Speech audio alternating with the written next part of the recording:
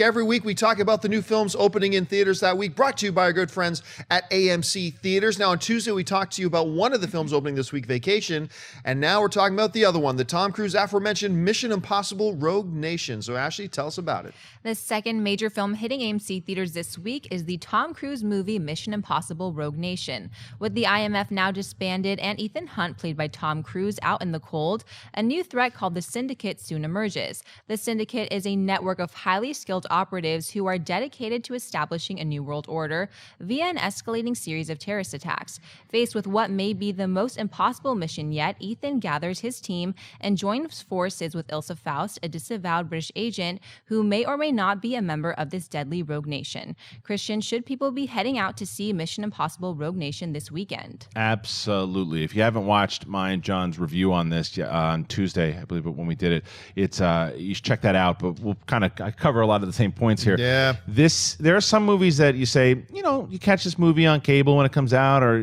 or get it on Blu-ray. This is a movie that should be seen in theaters. It is everything you want from a summer blockbuster action film, but it's also everything you want from a spy film. It combines all the great elements from the Bourne trilogy, meets James Bond, Tom Cruise, never better, and the woman who plays Ilsa Faust is great as well too.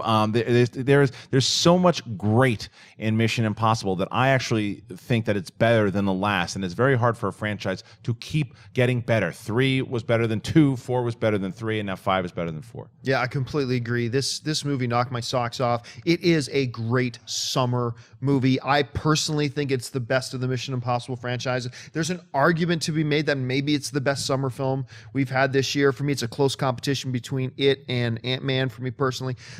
It's just a fabulous, fun film that they were so confident in. And they said, it was supposed to be released like 4 months from now. They said, screw it, let's move it up 4 months and let's put this thing out in summer. And I am so glad they did. So yeah, I think you need to run out and see this thing. Fine, I'll go see the movie. Jeez, this movie kills it. It gets everything right. And as somebody who loved Ghost Protocol like I did, when he's on top of that building, it's like, how can you possibly follow that? They not only follow that, they follow it quickly. They don't waste time in this movie. This thing opens and boom, you are in it seeing Tom Cruise do crazy things that'll probably get him killed one of these days. Until that happens, I want this guy, like we talked about earlier, to keep cranking out Mission Impossibles because it's such a great blend of action and comedy. Simon Pegg in these movies is such a great, not just comic relief anymore. He actually is a member of the team. And for him to be able to pepper in jokes and not take away from the story or the action and the way that everybody else works, the addition of Alec Baldwin and Rebecca Ferguson too, it just, everything coalesced into one giant ball of fun popcorn for me.